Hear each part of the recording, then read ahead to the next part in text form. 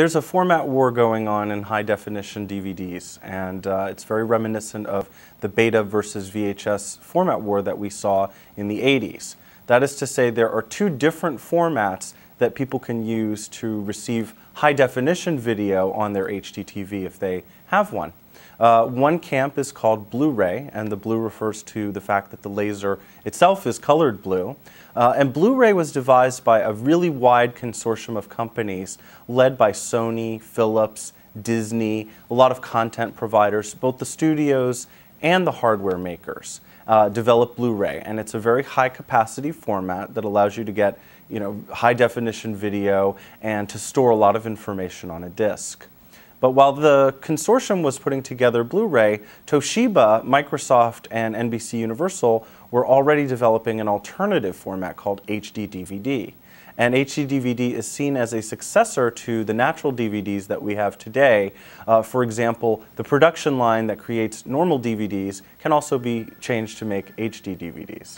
2 years ago, Forrester believed very strongly that Blu-ray would win based on the fact that strategically they had a very broad coalition of both hardware producers who make the machines that play the discs and of studios who provide content for the discs.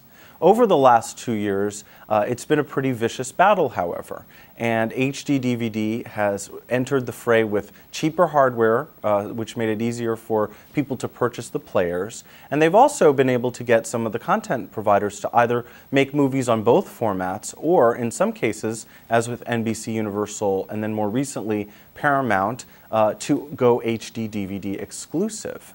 This makes for a very difficult situation for consumers who don't really know which format they should be buying. But the truth of the matter is Blu-ray players cost about twice as much as HD DVD players do at the low end, and this is making it very difficult for the market to shake out. There's another dimension to this, actually, which is that the Sony PlayStation 3 includes a Blu-ray player in it.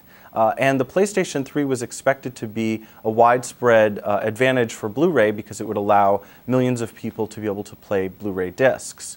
Unfortunately, the PlayStation 3 hasn't really sold as well as Sony had originally hoped. And while that's turning around a bit, it's improving, it hasn't been the knockout punch that the Blu-ray coalition was hoping for.